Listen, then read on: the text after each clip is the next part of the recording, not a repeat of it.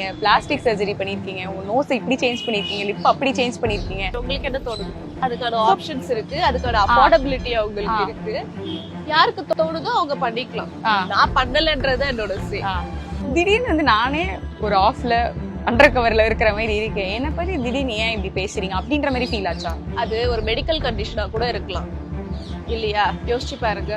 ஒரு என்ன medical condition? Steroid tablets எடுத்தா கூட நம்மளுக்கு ஃபேஸ் ஸ்வெல்லிங்ல இருந்து எல்லாமே இருக்கும். ஓகே. சோ எதுவா வேணா இருக்கலாம், ஒரு பெயின் கில்லர்ஸா இருக்கலாம், எதுவா வேணா இருக்கலாம். அது எப்படி நீங்க எடுத்ததுமே சர்ஜரின்னு எப்படி சொல்லுங்க?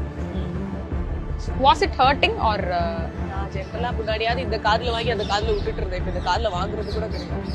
ஸோ எப்போதுமே உங்களை வந்து எக்ஸ்டர்னலா எதுவுமே வந்து பாதர் பண்ண விட்டதே கிடையாது.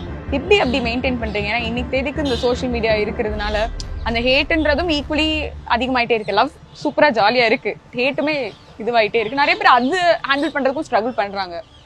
ஸோ என்ன சொல்லணும்னு நினைக்கிறீங்க? பேசிக்கலி இந்த சொல்றீங்க இல்லையா, அந்த மாதிரி ஃபேஸ் வெல்டா இருந்தது வச்சுது, அதெல்லாம் ஐ ஹேவ் அலர்ஜி சிம்டம்ஸ்.